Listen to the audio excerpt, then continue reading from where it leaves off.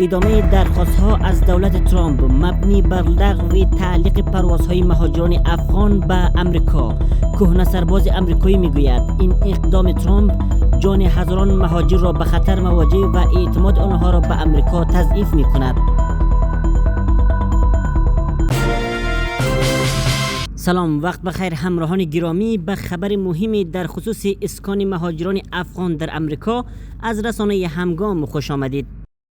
در ادامه درخواست‌ها از حکومت ترامپ مبنی بر لغو تعلیق انتقال پناهجویان افغان در این کشور، مایکل مککال رئیس کمیته روابط خارجی مجلس نمایندگان امریکا از دونالد ترامپ خواست تا تعلیق برنامه‌های پذیرش پناهجویان افغان را لغو کند که با حکومت امریکا در افغانستان کار می‌کردند. او از ترامپ خواست که به این همکاران پیشین افغان در امریکا اسکان دهد. مککال در گفتگو با CBS نسبت به وضعیت بحرانی بسیاری از پناهجویان افغان ابراز نگرانی کرد. او گفت که رها کردن همکاران پیشین حکومت امریکا در افغانستان مشکلی است که واشنگتن باید برای حل آن اقدام کند.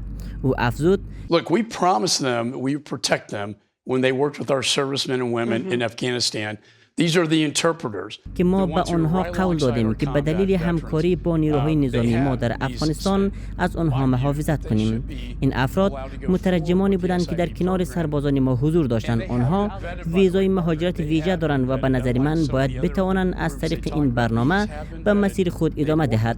ماه گذشته ترامپ با امضای یک فرمان اجرایی برنامه پذیرش پناهجویان در ایالات متحده را متوقف کرد و روند بررسی درخواست‌های پناهجویی را در تمام انواع ویزاها به حالت تعلیق درآورد.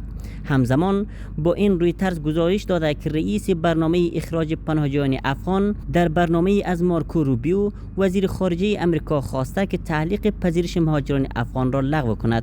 وی تاکید کرده که عدم انتقال متحدان افغان امریکا پیامدهای احتمالی چون از دست دادن اعتماد را دارد و میتواند به حمایت محلی از نیروهای امریکایی در جنگ‌های آینده آسیب برساند.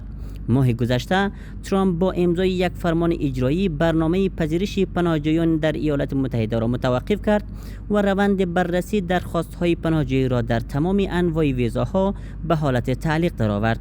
این تصمیم ترامپ با انتقاد برخی از کارشناسان سیاست خارجی و قانونگذاران مواجه شده است، زیرا آنها معتقدند افغان‌هایی که در انتظار اسکان مجدد هستند جان خود را برای کمک به امریکا در افغانستان به خطر انداختند.